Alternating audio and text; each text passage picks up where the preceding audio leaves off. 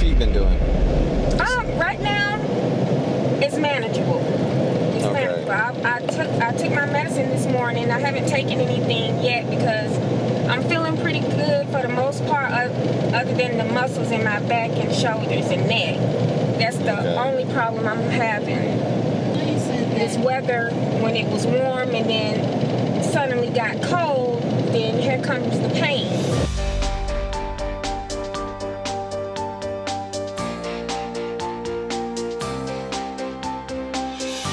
Tomeka Waye. He was like, I don't know a good way of telling you this, but you have mixed connective tissue disease, and one of them is lupus. I mean, I didn't really think nothing of it. Lupus, I'm like, okay, she'll be fine. But I didn't know the severity of it.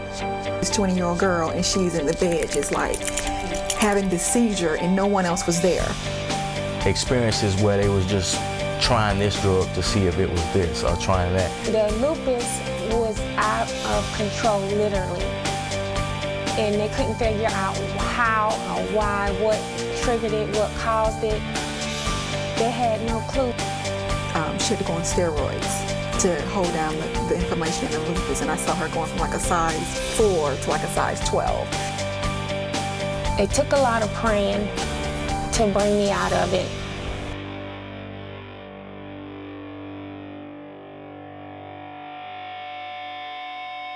Time for me to go to my pulmonologist because when I was out of town, I had some real serious problems breathing, and that was a big no-no for me. All of a sudden, my heart started beating really, really fast, and I couldn't breathe. But I didn't tell anybody because we was at my granny's house, and she's getting ready to have heart surgery, so I didn't want to say anything to get her upset. So I just pretty much just stayed still and, stayed relaxed until it passed, and it did. But that still worries me. Dr. Chad Miller is my pulmonologist. Okay. Yeah, because I have, pulmonary hypertension and interstitial lung disease. It makes my heart beat faster because, it's not any good airflow. Okay, when that happens, your heart have to work even faster to pump air.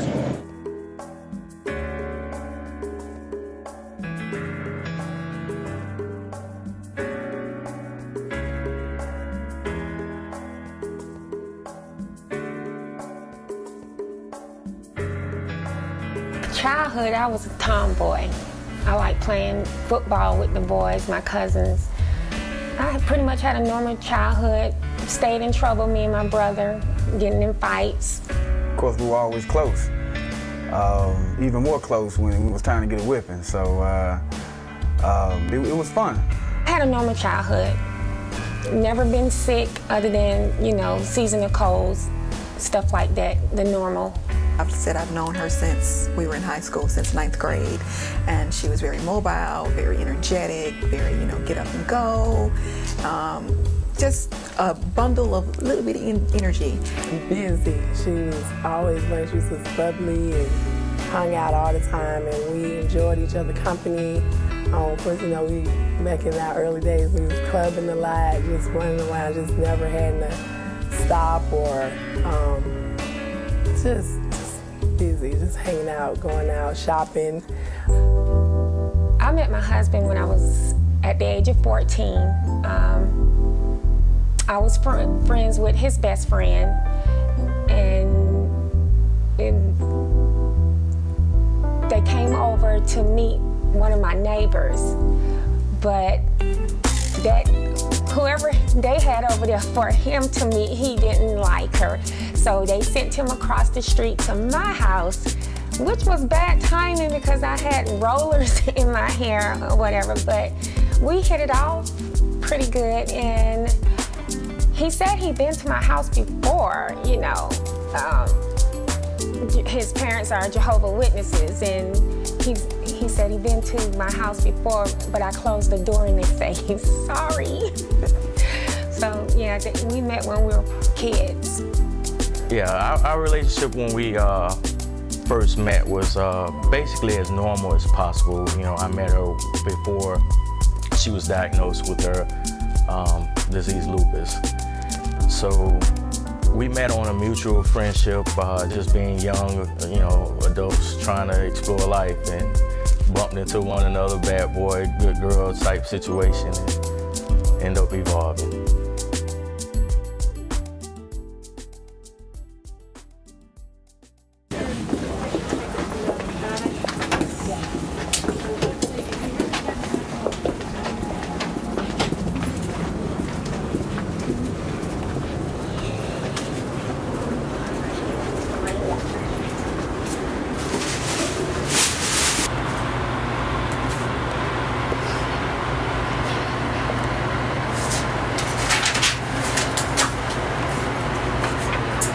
Do you know where you've been vomiting? I have no idea. I've been doing that a lot lately, and it seems always like 2 and 3 o'clock in the morning. I get up and I just feel so nauseated. I drink some water, try to, no, I don't know what's going on. I guess that's why I'm underweight. I normally weigh 140, 145, but I'm 120, stick figure. Tell us about that. I don't want to be this little. And Miss Judy is the housekeeper because I don't clean up like I used to. I can't do it like I want to. After last year, the church hired her, and then me and Coy just kept her. Oh, that's good. They hired her for 4 months because Coy was living out of town, working over the road at the time. And, you know, the church was, you know, they came in and helped a lot. You know, they was there at the hospital. You know, Mama Lois, she was the main one that was always on my side at the hospital during those procedures. You know, her and my mom taking turns. But for the most part, she was there. And when I was really sick, they came to the hospital and the pastor came. And, you know, when he came, I'm like, oh, I'm finna die? They done sent the pastor here. Lord Jesus. Somebody tell me what's going on. Just go on and tell me now so I can go on and prepare myself and start writing a bucket list or something. That's cool. He's supposed to give you, what, 4 shots today? I hope so. We're gonna have to do something. Why would he, like, Either that or I'm going to end up in the ER tonight. if he didn't give the 4 shots, would it be because it's been too soon since the last? It ain't been too soon because it's been a long time. Yeah, that's what I'm It's saying. been a while. I think it's been since June of last year. Oh God, it's cold in here. I'm just trying to keep my fingers warm because they turning purple. Because if that blood don't get to circulating, chop your fingers off. Is that neuropathy too? No, that's called Raynaud's phenomenon. Okay, I heard that. Where, you know, your blood slows down and when you're in cold. Because I'm supposed to wear gloves all the time. I can't stick my hand in the freezer for anything or the refrigerator without covering my hands. But I do anyway because I'm in and out. Yeah, you don't feel like... And I'm like, I'm not going to walk around in the house with no gloves on. I have before now. And a bunch of clothes, coats and robes.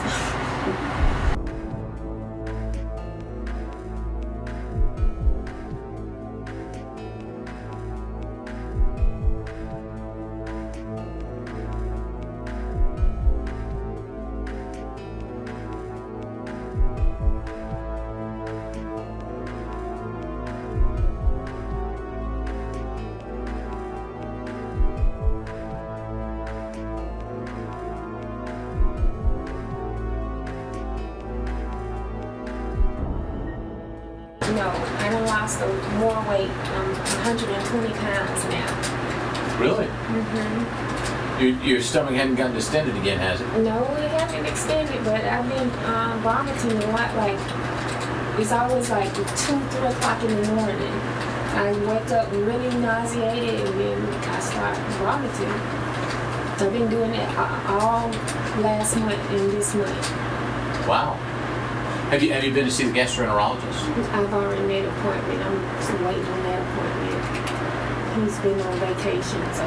Who is it that you see again? Dr. Stewart. Oh, Preston Stewart, yeah. Yeah. And you just wake up at 2 or 3 o'clock in the morning vomiting? Just start vomiting. I get so sick to the stomach and weak. And I just start vomiting. Okay. I don't know why this been going on. I've already called Dr. Stewart and made my appointment. It's got to stop. I got to pick my weight back up. Yeah.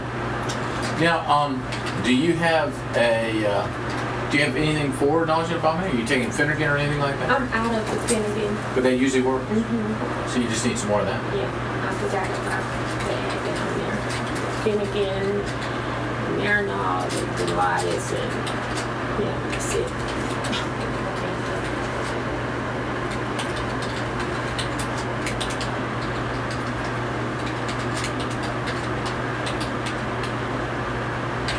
So the pain's pretty bad. Alrighty. What else is going on? That's it. I suppose that's enough. More than enough. Yeah, lupus is not a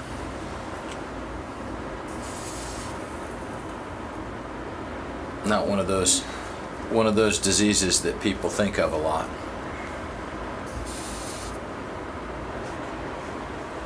Which is a shame, because it sure makes a difference in people's lives. Oh, yeah.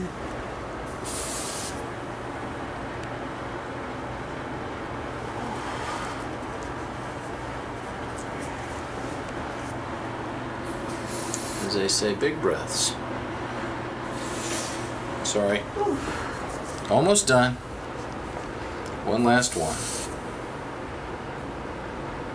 Oh.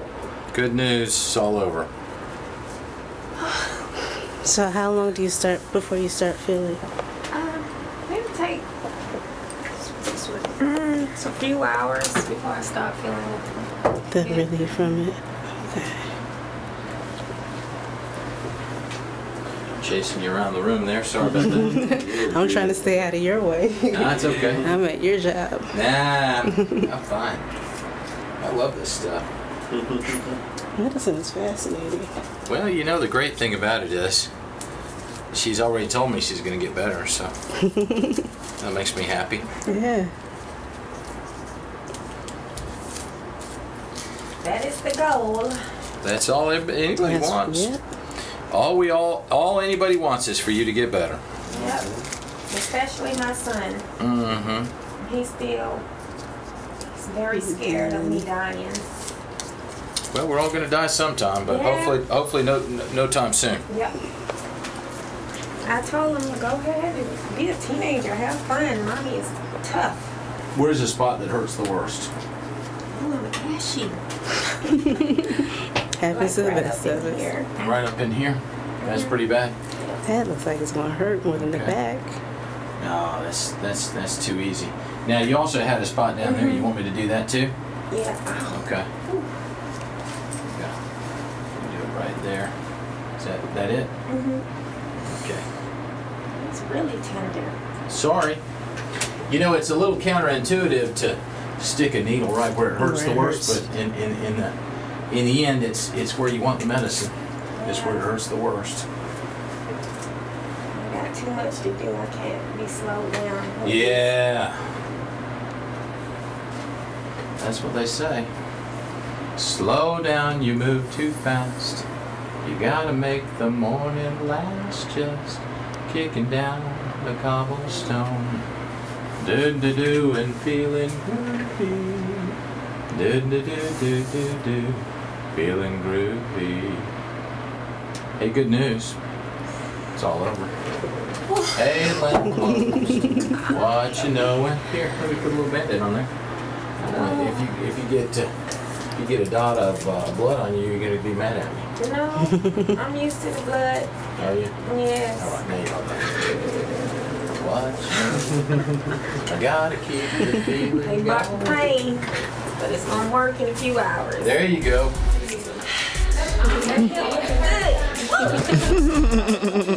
And he got a shot, now she's dancing. It hurt my hair though. But you feel so much better. I feel so much better.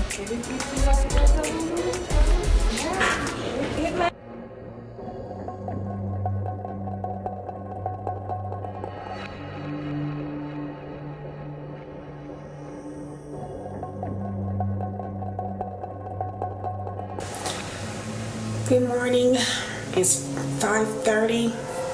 Getting ready to head to Piedmont Hospital again for another procedure to find out why for the past 2.5 months, almost 3 months, I wake up in the middle of the night vomiting and diarrhea for no reason. I just get sick and go running to the restroom and hugging the toilet. So today, me and my mother is getting ready to head to Piedmont Hospital to check in. So, wish me luck. When I found out I had lupus, it was 6 months after the birth of my son. It started in my hands. I almost dropped him when he was a baby because my hands just locked up and they were so painful and I didn't know what was going on. So I called my OBGYN and she referred me to a rheumatologist at Cobb Hospital at the time. And I went in and he did some lab work and he said it was going to take 2 weeks for it to come back. And 2 weeks, I'm still, you know, it was just that one episode, so I didn't really think too much of it, you know, maybe it's nothing. So I went on work and doing my regular thing, hanging out with my girlfriends. Then I get a phone call 2 weeks later from the nurse. She said to come in and bring someone with you. And I'm like, bring someone with me? I'm like, uh-oh, this can't be good. So 2 days later, me and my mom actually went, and we waited patiently out in the waiting room, and he came out and walked us back to his office, and he had my file in his hand, and he was like, I remember the day like it was yesterday. He sat down behind the desk, introduced himself to my mom, and he was like, I don't know a good way of telling you this, but you have mixed connective tissue disease, and one of them is lupus. That was my first time of hearing anything about lupus. Like you say, we hear about cancer, heart disease, and diabetes, but lupus, I never heard of it. What? What is lupus? It's like, wow, like, what is that? Never heard of it. I didn't really think nothing of it. Lupus, I'm like, okay, she'll be fine. You know, but I didn't know the severity of it. We like, okay, and I'm thinking I'm just gonna get some antibiotics and get rid of it until he explained what lupus was. The doctor said that it was incurable. And I remember, I'm sorry, I remember sinking down into the seat because I felt like he just handed me my death sentence. And I'm like, oh my God, what am I gonna do? I just had a baby, and you telling me I'm going to die, pretty much.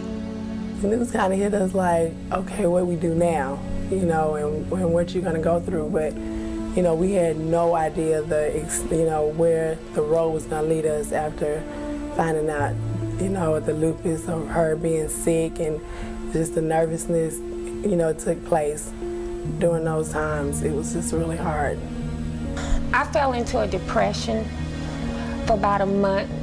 I wouldn't speak to anyone, wouldn't leave my room. I always used to tell Tomeka, think about Jalen, your son. You got to keep pushing because of him. Don't you want to see him grow up to become that man you want him to become? Well, it was rough. You know, it was rough.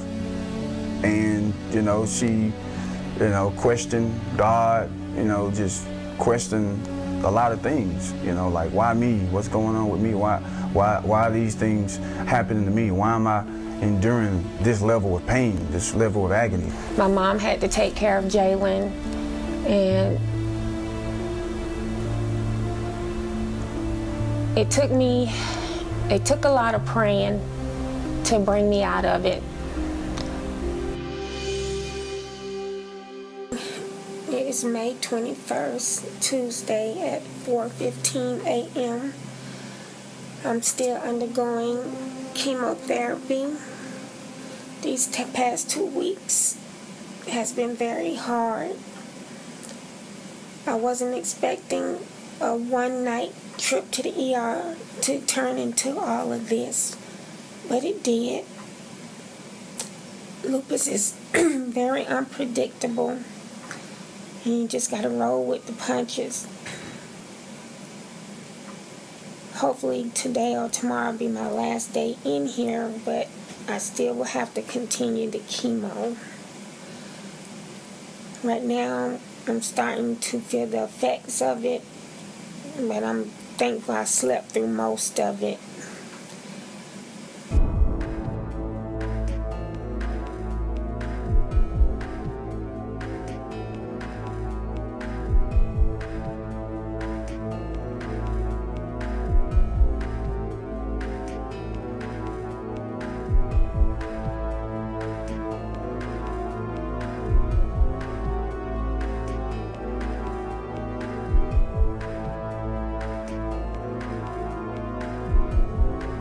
It's gradually gotten worse. It definitely has gradually gotten worse because the disease, you know, it's a immune deficiency disease, so the disease pretty much has attacked the immune system, and her body just really, it's just kind of deteriorated her body. So yeah, gradually. So at first it might have started with, you know, pain, or, you know, some skin lesions or some things like that, and then the next thing you know, it's attacking her kidneys.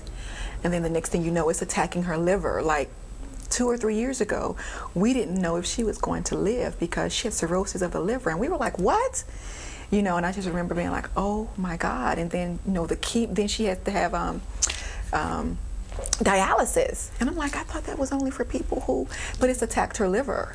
And so it's definitely, and you know, the bones, her bones are always aching and she's always in pain. So then she has rheumatoid arthritis. And I'm like, my grandmother has that. You're too young to have that. So when I tell you every organ in the body, skin, muscle, organs, feet, bones, it has attacked. To the point, even teeth, like her teeth are getting weak and falling out, and hair falling out, and it's like, oh my goodness. And a lot of people have no idea or no clue that this disease even exists, yet let alone the effect that it has. 3 to 4 months later, it hit me hard. My mom, it was in the middle of the night, my mom, I screamed out. I was just in agonizing pain, and she was like, what to do, you know, running around my room. It ended up calling, you know, EMS, because when she's in situations like that, she's untouchable. I mean, if you touch her, it hurts to the touch. I mean, just to even do, like, she's screaming out, crying out. It was actually some firemen that came first before the EMS came, and they didn't know what to do because I wouldn't let anyone touch me. I just screamed and screamed for help, but didn't want anyone to touch me.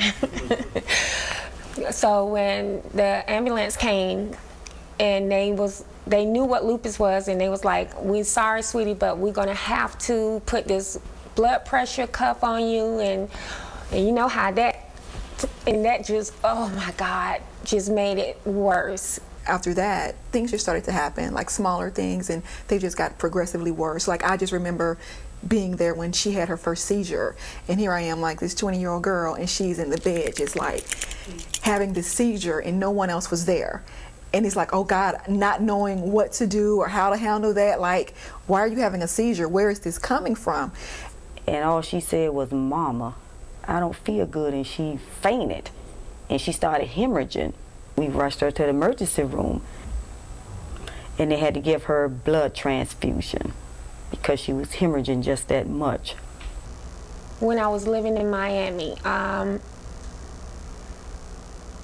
it was after hours, after the office was closed. My husband was at work. I was at home with his parents, and I was having a little trouble breathing. And I thought maybe it was just from allergies. I just needed to get, you know, get on the nebulizer machine, but I didn't have one with me. So his dad took me to the hospital, and I'm just thinking I'm just gonna go in, get a breathing treatment, and go back home. But all these swarm of doctors came in the room because they did chest x-rays. They, you know, when you're having trouble breathing, they naturally gonna do a chest x-ray.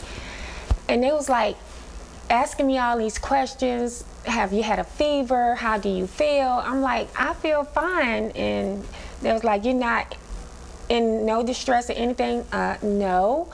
They was like, we can't let you go home. You have double pneumonia. Both your lungs are filled with pneumonia. So they put me in this glass room. I had to be isolated, and no one could come in without a mask and the gown on. My body didn't give off any sign that I was that sick. At the time, I was still in college, and I just came home, maybe for the summertime or something like that, and she was upstairs in the room, and she was, you know, bathing Jalen, her son, in the bathroom. It was like 1 minute, she was fine, and then the next minute, you know, I hear screaming, just pain, and she went into the room and just laid in the bed, and you could not touch her. You couldn't. I mean, I don't know what was going on, and of course, in the inside, but I guess it was, you know, like you said, it was flaring up, but I can just tell she was just in excruciating pain, very intense pain, and it just caught me off guard, because, you know, you can't do nothing, you know, all you can do is just sit there and, you know, and watch and listen. As a son, to watch your mom just go through that on a daily basis, being in pain and not being how she used to be, and just seeing her cry, it just hurts you. Well, it hurts me. And I'm her son, and you don't want to see that from your mom, just crying and in pain. You're there and you can't do nothing, and that person really requires that you do something, be there. That's a hurtful feeling. That's like a mother that's child is crying out for milk, but is barren and can't give them milk. She's hurt. She's like, what do I do? You know, and it's no answer for it. From a mother's point of view, you just feel helpless that your child is going through that, and you want to carry that burden for her and take the pain away from her and put it on your own self. But I know I couldn't do that. That was something this is something that Tomeka have to go through. 4 years ago, I was on oxygen in Miami, and then I got put on this really, really expensive medication called Traclear. It costs $4,000 a month for 60 pills. At that cost, and it doesn't reverse it? Really? Oh my goodness. Really? I mean, that's so... That medication has to be ordered. They automatically send it to me monthly. With certain medicines that's very expensive, they have programs, you know, that help you pay for it. You know, my copay is only $13. She had to go on steroids to hold down the inflammation in the lupus, and I saw her going from like a size 4 to like a size 12, and so her face was like blown up, but she was able to function better and not be in as much pain with the steroids. But we also know everything else, the side effects that came with the steroids. And then after just being on a lot of the medication so long, I mean, it's been 16 years essentially now, a lot of the things don't work anymore. They just don't work. So she goes from the steroids doing wonders and working well for her to the point where, okay, well, I have to go on this medication and this medication, to the point I'm like, you're on morphine? Like, morphine isn't working for you? And the only thing I can do is be resilient and keep fighting and keep pressing on. I know I miss my family and my friends. It's no fun being sick at all. I'll be glad when this is over. And I'm still swollen. This is going to take quite some time to go down, maybe about 2 months.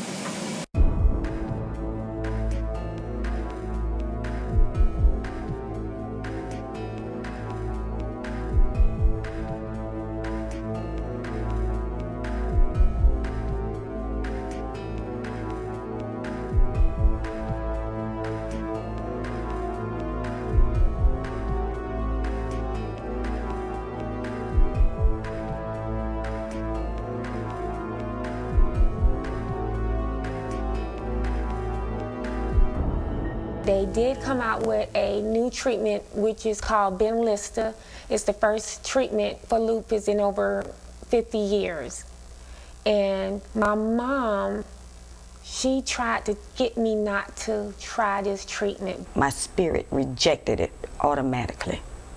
I had been going through so much, and I've been so tired, getting stuck in and out the hospital, the pain, the agony, watching all my hair fall out. So I was like, I'm going to try this treatment. I said, Tomeka, my spirit keep rejecting that for some reason. And she was like, okay, but I don't think you should do it. And I said that to Tomeka, but she got upset with me and went through and did it anyway. This was at the end of 2011. 2 months after I started the Benlysta, that's when I felt really, really sick. Our biggest scare almost the whole last year has been something new to us. It has been attacking her stomach. It was right before my birthday.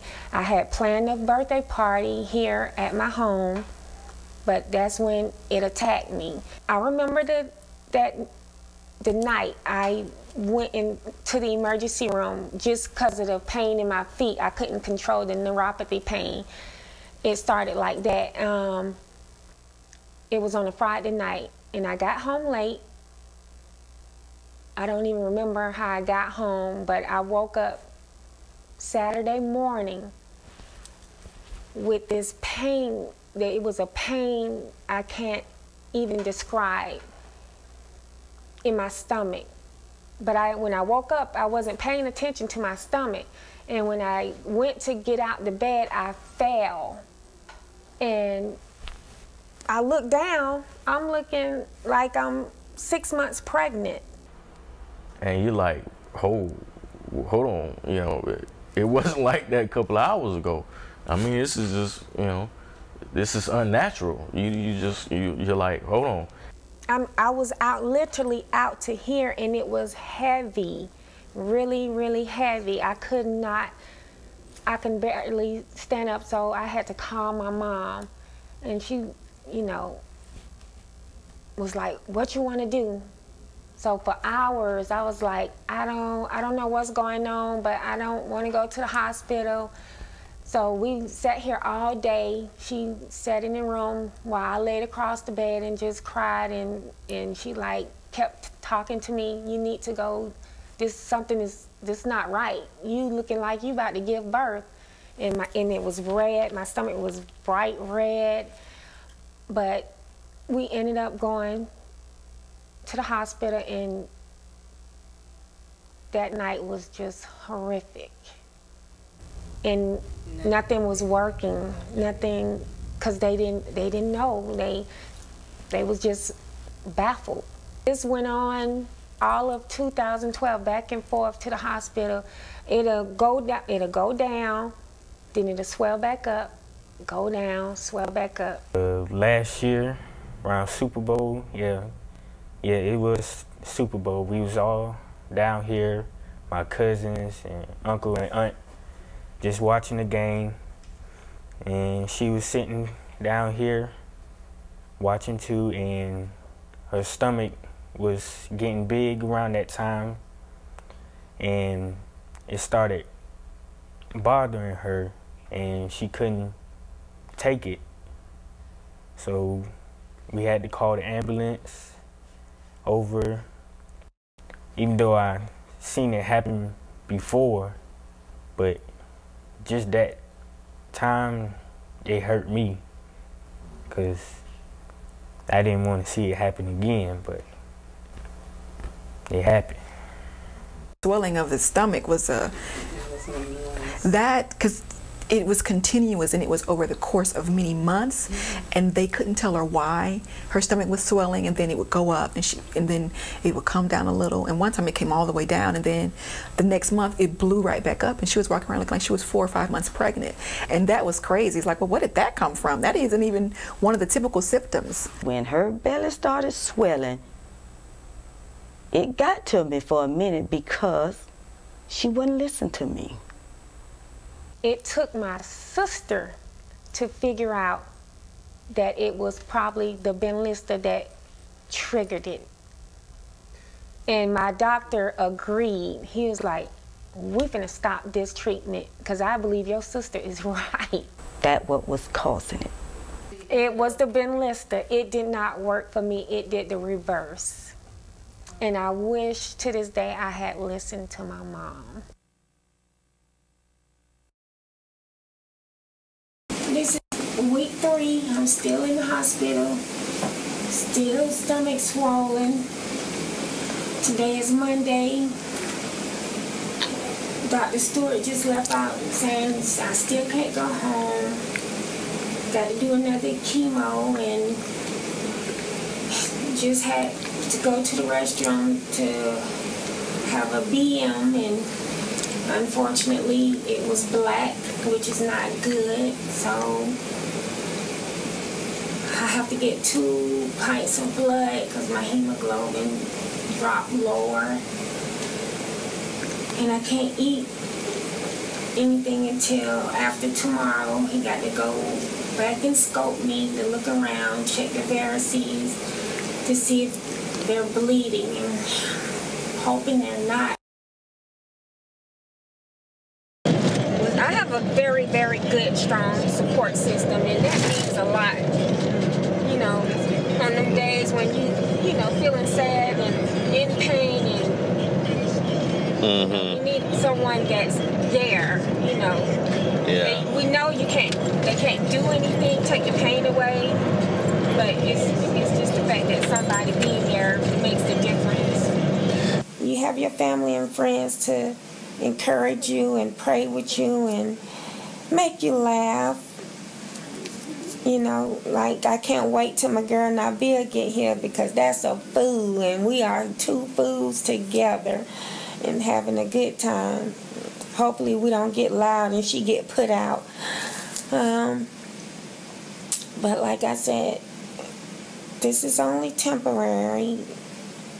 You know, I'm not feeling well, and it's okay. You know, it's okay. We have our good days and we have our bad days, and you know, for the past couple of days it's been kind of rough. You need to have a support system. It's very important, like my husband said, even if you're just there to listen, just be a shoulder to cry on, because there's nothing you can do to take away the pain, anything, but just be there and just listen. We're actually blessed, really blessed, to have a support team, because we do have a support team. And the church that we actually go to, Word of Faith Love Center, is definitely a help and a support team for us.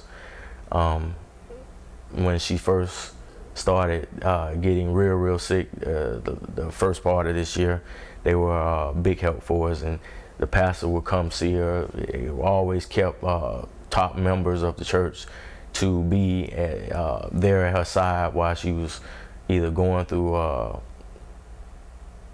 x-rays or while she was just in the room. My mom has definitely been there as a support team, and always, if I'm not, available, if I'm going off to work or trap, she's there.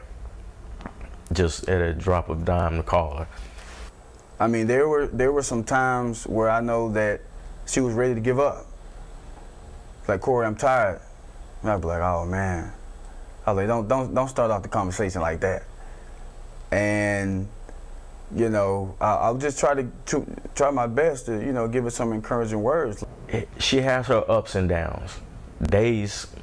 Some days are good days, and she can go a week maybe and be in good spirits and be in good health and feel like she's on top of the world, and those will be the good times. Then there'll be a downward spiral. Sometimes it'll start off light, and you could just slowly see it dwindling away, and she's just kind of getting in more of a sluggish type, slowing down mode, might want to sleep a little bit more. So and these are just things that you have to pay attention to over a period of time, because like I said, there's ups and there's downs. It's funny, I mean, it's almost like, sometimes if I know she's not feeling well, and I may call her, just to see what's going on, or I even monitor her Facebook. I can kind of tell whether she's feeling up and down just by her activity and her comments on Facebook, and I can get a good idea of what's kind of going on like that. So the hardest, she's like, I'm tired of fighting, or being a friend.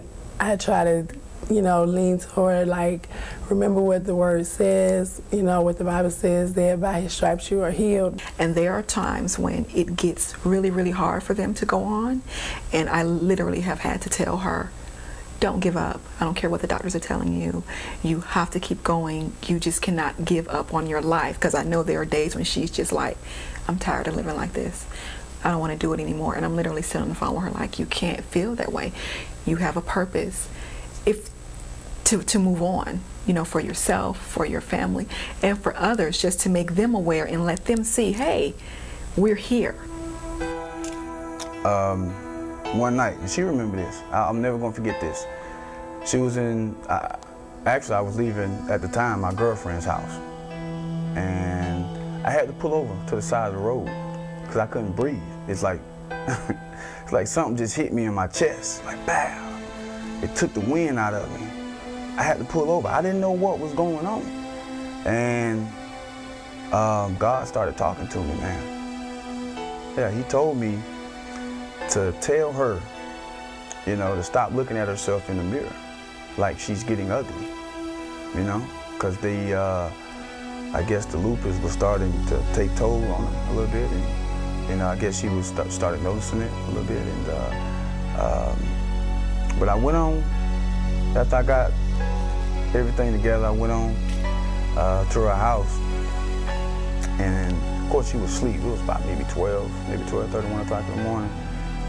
Walked into her room, of course it was dark, and woke her up, and I told her what God told me to tell her. And I guess she didn't really, she kind of brushed, she heard it and kind of went back to sleep, but the next morning it blew her mind because she never told anyone that. If you're a believer in God, you'll understand and know what I'm about to say is real.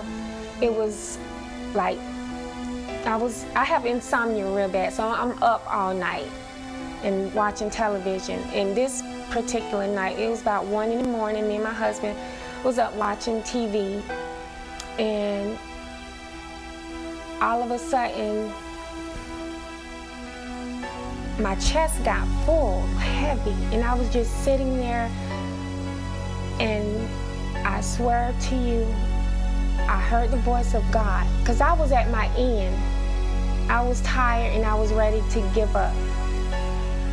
And like they say, God come in your darkest hour to save you. And because I had been feeling like I was stumbling around in the dark by myself,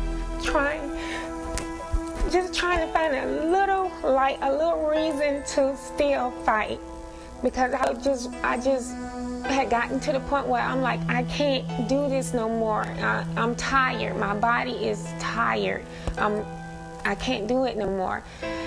And I had never told anybody how I was feeling. I felt alone. I really felt like I was in complete darkness by myself, just trying to find a reason to stay here. And I heard the voice. I can't even describe his voice. It was the most amazing and most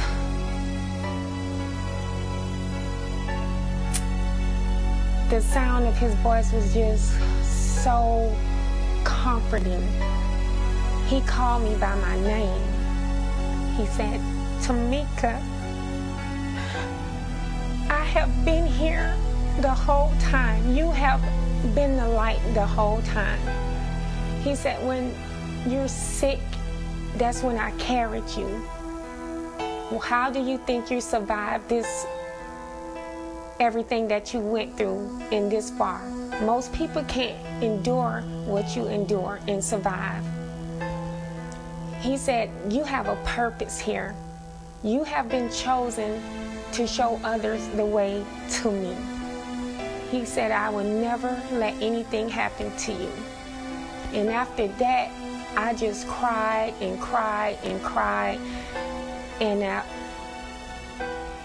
I just want to fight even harder. It gave me even more motivation. So I'm like, okay, the man upstairs said, it's you, you know. So that's why I said I want to be that voice, you know, that light to show other people with lupus we can survive. We will survive. Just keep fighting and just keep praying. You know, even though the lupus is going to come and attack, that's for sure, but you know, you got to have some kind of faith and hope to hang on to. Thighs are swollen, big, and everybody knows I'm a little person, no more than 100 pounds. I probably weigh 150 now. Skin breaking out. Stomach don't want to go down. But first, you know, the other treatment is working, getting the fluid off, but it's still the inflammation for some reason that just don't want to calm down. I was hoping to beg to go home today, but if I do with that going on, I'm just going to end up right back here, and I don't want to do that. I'm behind on everything.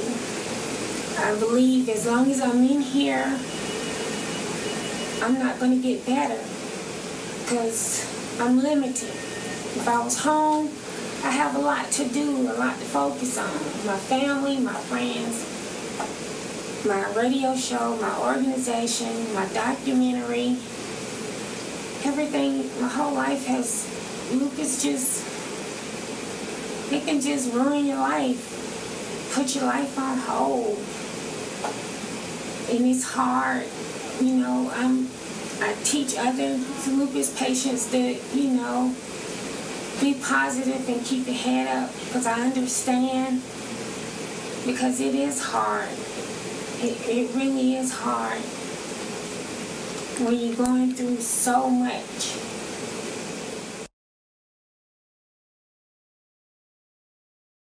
The organization has been really doing well lately. I actually have two young girls, Diajadu and Maya Sharad. She's 21 years old. That baby is really, really sick. She's been in the hospital since the beginning of the year. Her heart stopped on her 3 times, and they had to put, she said, like a defibrillator in her to, you know, jumpstart it next time if it, you know, in the event that it does stop again. And then the little 13-year-old, she's on dialysis. Mom's car broke down and she has to get to dialysis, and you know, that made me come up with the idea of, you know, possibly going to one of the car lots and seeing if they would donate like a 12-passenger van, and I get, you know, my license and hire somebody to come pick these people up and take them to the doctor, because we have to go. About 3 years ago, I decided to, you know, I got tired of sitting at home doing nothing, and because I'm used to working, so I was like, what can I do? What can I do? What can I do? And then it came to me, you know, why don't you help others? So, and it took me about another year to come up with the name, because I had to, you know, you have to research and make sure no one else have the same name. And it's been going ever since for the past 2 years. Like right now, I have 2 young girls, one 13 and one 23, Maya and Diaja. These girls are very, very sick. 2 weeks ago, the 23-year-old, I keep close contact with her. She's been in the hospital since January, and she's mainly one of the main reasons why right now we're trying to raise money, you know, $6,000 to help both of them, really. But this baby, she's 2 weeks ago, her heart stopped. Oh, wow. She'd been in the hospital. First it was pneumonia, then she had a herniated disc, and then she started bleeding out her, this dark, tarry stuff out her private area. And then all of a sudden, her heart stopped, and right now she has a breathing tube down her throat. So, and she's really scared, so she relies on me a lot, and I stay up till 2, 3 in the morning, however long, and we talk. And I educate her and tell her what to do, because she doesn't know what to do. She, you know, don't know about getting disability, any of that stuff, and that's where, you know, Lupus Butterflies of Hope come in. That we help find better doctors, we help with medications, transportation, you know, or just being a listening ear, because I know all too well, you know, in the middle of the night, the pain, and no one is like, it's not like knowing somebody who knows exactly what you're going through to talk to. You know, you have your family and your friends, and you know, they're there for you, and you know, they're a big help, but it's not like talking to someone who's actually going through the same thing with you, you know. So yeah, that's what Lupus Butterflies of Hope, that's what we do. We advocate for those who cannot for themselves, help raise money for them to help buy, you know, their medications. Like the 13-year-old, she, you know, mom having a rough time. So yeah, that's where we step in at. Majority of the people that we have come across since I've been with my wife and a part of this organization that she has, Lupus Butterflies of Hope, just the awareness that people are having now. Just about every 10 people we run into, they either know somebody that has lupus, or they met somebody that had lupus, or they have it themselves. So it's an ironic situation that as my wife presses forward and really push to bring the awareness, that's what I would just like for people to gain and gather. It's just the understanding of what lupus is, to just educate themselves that it's other things. It's breast cancer, there's lupus, there's, you know, Alzheimer's, there's a whole lot of diseases that we all suffer from day to day, and that we have to educate ourselves as human beings to just understand what others go through whether we know them or whether we kin to them or whether we married to them or whether they're our mothers, sisters, brothers, whoever. I've seen firsthand just what it has done and the effect that it can have on a practically very healthy, vibrant person, and how it can just suck the life out of them. And I've seen that, and it just makes me look. And I think another purpose that I would like people to know is to see her struggle with it and to see how she keeps going. And when her feet hurt, she keeps going. You know, when her meds aren't working, she keeps going. You know, when her stomach was bloated, she keeps going. When she was on dialysis, she keeps going. When she was getting chemo, she keeps going. When her hair was falling out, she put us on her wig and she keeps going. And it just makes me say, how dare I complain about the little things that I'm facing or the obstacles that I'm facing? Like, how can I not overcome these and move forward when this young person is dealing with this every single day of their life? They don't think too much of it because it's not out there like breast cancer is. You know, nobody's not advocating like they should, and that's my main goal, to get it out there, because we go through way more than breast cancer patients go through. We do chemotherapy, all that. It attacks everything. I mean, with breast cancer, it attacks one thing, but of course, you know, if it's gone undetected, then it'll spread to throughout your body. But lupus, it's unpredictable. It's gonna attack what it wants to attack, whenever it want to attack, and for however long. You just never know. This is why I started my organization, and now I have my own internet radio show where I teach about lupus. And you know, I'm just gonna advocate and try my best to get it out there. And this is why I'm doing the documentary, so people can see.